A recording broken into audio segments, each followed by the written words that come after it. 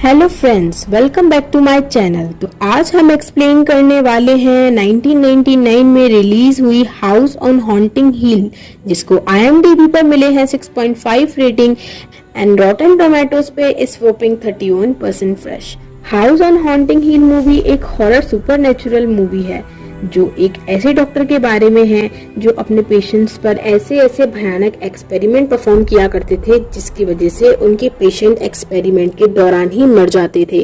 और ऐसे ही घटना के दौरान उस असाइलम में आग लगने की वजह से वो सारे पेशेंट और डॉक्टर उसी घटना में मारे गए।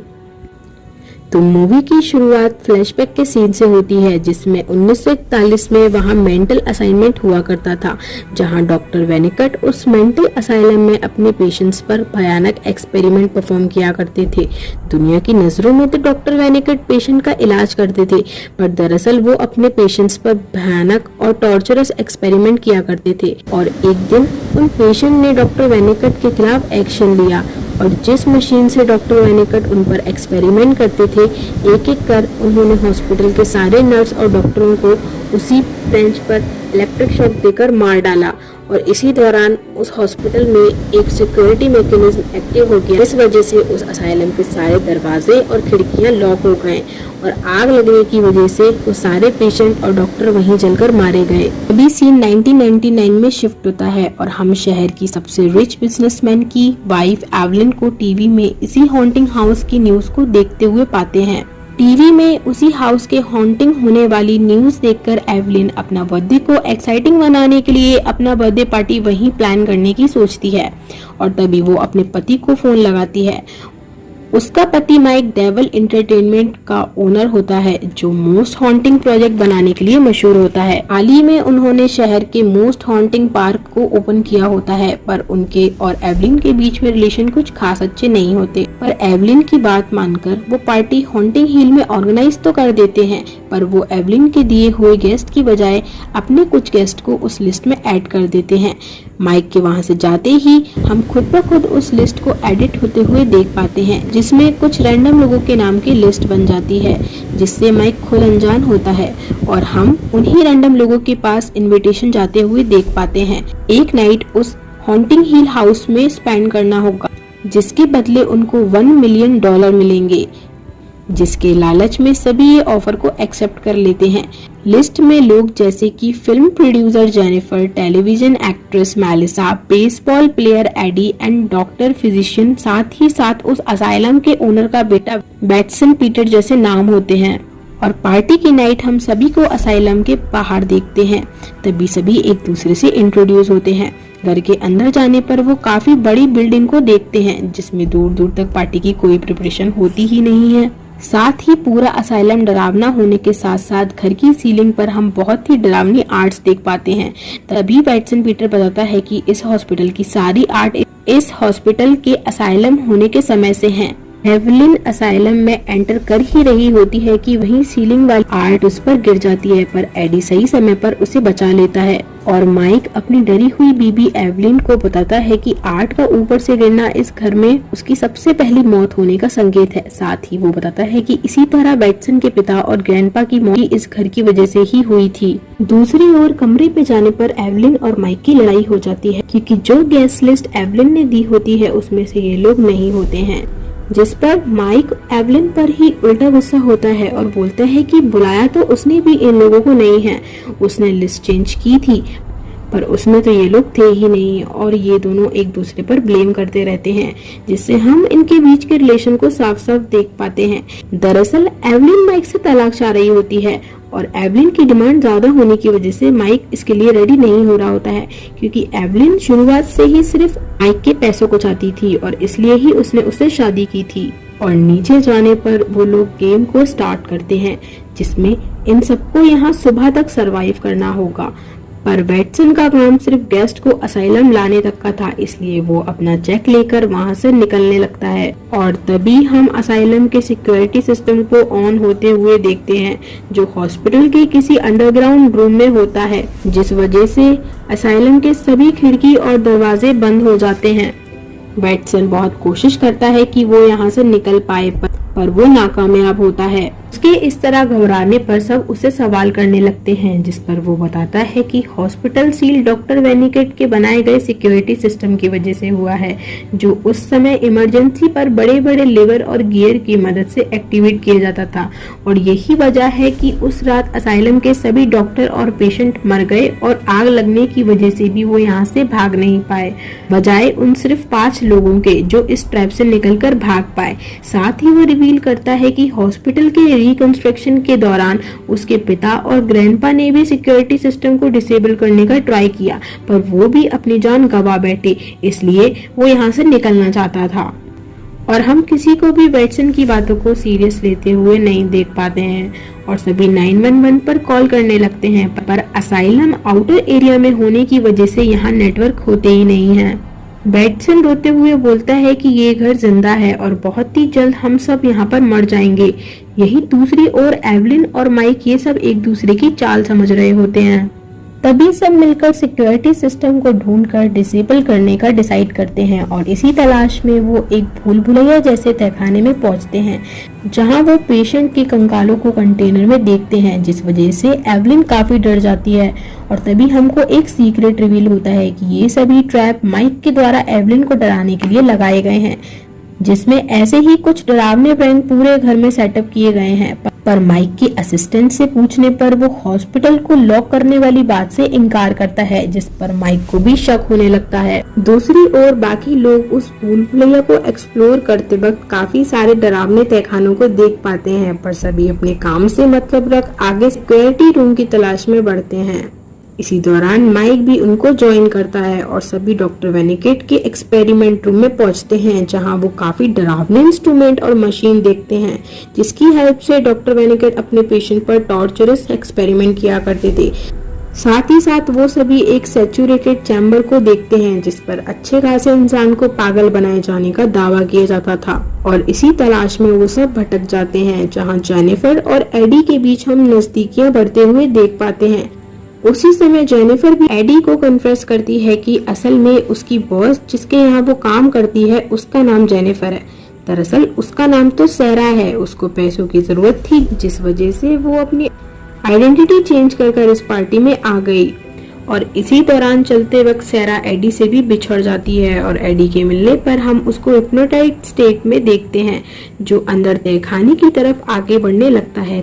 तभी सैरा उसके पीछे भागने लगती है, जहां पहली बार वो उन पेशेंट की स्पिरिट से सामना करती है। तभी उस तहखाने के अंदर जाने पर वो खून से भरा कंटेनर में एडी को कूदते हुए देख पाती है, जिस पर सैरा तुरंत उसे निकालने की कोशिश करने लगती है। और तभी असली एडी सैरा को ढूंढते हुए उसी तहखाने के गेट पर आ जाता है और ऐसा होते ही कोई सैरा को उस खूनी कंटेनर में खींचने लगता है, पर वो किसी तरह खुद की जान बचाकर एडी के साथ हॉल में आ जाती है। तभी वो उसके साथ हुई घटना के बारे में बताती है, जिस पर वैटसन सबको आने वाले खतरों के लिए आगाह करता है और वो असाइलम की डार्केस्ट स्पिरिट के बारे में भी जिक्र करता है। दूसरी ओर मेलिसा एक्साइटमेंट में अपने कैमरे से सब शूट करने लगती है, जिसके दौरान वो डॉक्टर वेनिकेट को उसी एक्सपेरिमेंट रूम में पहुंच जाती है। तभी वो अपने कैमरे में देखने पर डॉक्टर वेनिकेट को किसी पेशेंट के पेट को फाड़ते हुए देखती है, पर कैमरा हटाते ही वो सब गायब हो जाता है और तभी उसे वहाँ की स्पिरिट बहुत ही खतरनाक दृश्य दिखाने लगती हैं और हम आखिर में सिर्फ उसकी चीख ही सुनते हैं, जिसे सुनकर सभी एक्सपेरिमेंट रूम की ओर भागते हैं। पर वहाँ मेलिसा का कुछ अता पता नहीं होता, बस जमीन से सीलिंग तक की ओर जाते हुए खून के धब्बे दिखाई देते हैं। माइक स्टिल इसको अपने असिस्टेंट के प्रैंक समझ रहा होता है, जिस वजह से वो उससे कंफर्म करने जाता है, पर उसके चेक करने पर असिस्टेंट की बहुत ही बुरी तरीके से ऑलरेडी मौत हो गई होती है।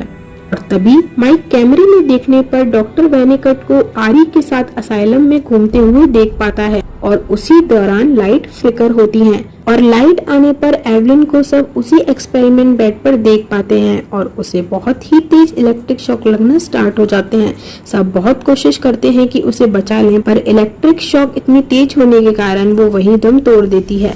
माइक ये देख टोटली कंफ्यूज हो जाता है। गन निकाल कर इन सब के पीछे कौन है जानने की कोशिश करने लगता है, जिस वजह से एडी गन से बचने के लिए माइक को सैचुरेशन चैम्बर में ढकेल देता है। पार्टिसिपेंट डॉक्टर वहां पहरा देने के लिए रुक जाते हैं, पर सबके जाते ही वो डॉक्टर पार्टिसिपेंट उस चैम्बर मशीन को ऑन कर देते हैं, जिस वजह से माइक अंदर ही अंदर तड़पने लगता है। साथ ही उस चैम्बर में हुई पास्ट घटनाओं के फ्लैशबैक उसे दिखाई देने लगते हैं, जिस वजह से वो पागल सा हो जाता है। दूसरी ओर सैरा और एडी सिक्योरिटी रूम को ढूंढने निकल जाते हैं, जहां वो डॉक्टर वेनिकट के स्टडी रूम में पहुंचते हैं, जहां उन्हें उन्हीं 5 लोगों की लिस्ट मिलती है जो उस रात बच गए थे।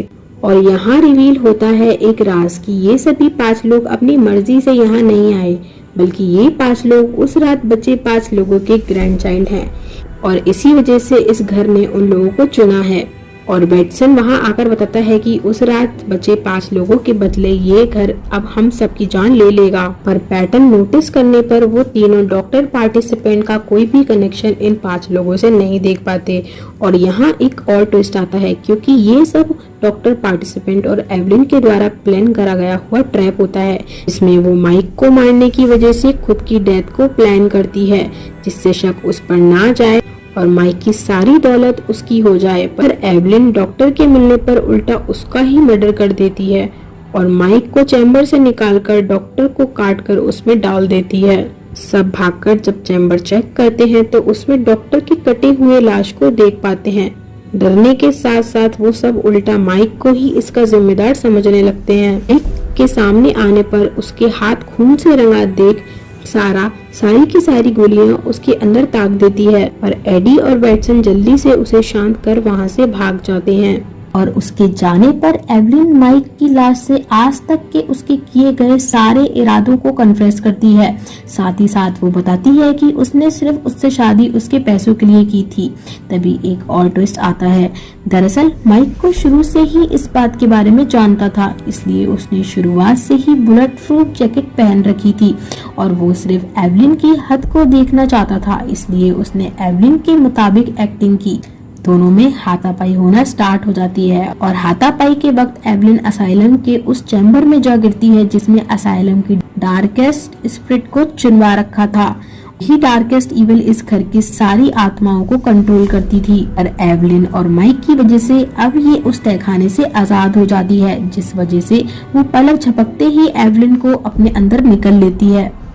ऐसा होते ही माइक वहां से भागता है और सबको आगाह करता है। वेटसन इस बात को समझ ही पाता कि इविल एंटिटी उसको भी निगल जाती है। सारा और एडी तो माइक को भी स्पिरिट समझ रहे होते हैं, जिस पर माइक उनको गुस्सा कर बिना किसी सवाल जवाब करे उनको फॉलो करने के लिए कहता है। और तभी वो तीनों उस इविल एंटिटी को पूरे घर को धीरे धीरे निकलते हुए देखते हैं। इसी भागदौड़ के दौरान माइक सिक्योरिटी चैम्बर को ढूंढ पाता है और मैकेनिज्म के कुछ व्हील घुमाने पर वो एक विंडो खोलने में कामयाब हो जाता है। साथ ही वो एडी और सैरा को भी सिक्योरिटी चैम्बर में बुला लेता है, पर बहुत ही जल्द वो इविल एंटिटी उन तीनों को ढूंढने में कामयाब हो जाती है। डार्केस्ट स्पिरिट सारा को निगलने ही वाली होती है कि माइक खुद को सैक्रिफाइस कर उनको भागने के लिए कहता है और माइक की इस तरह वहीं पर मौत हो जाती है।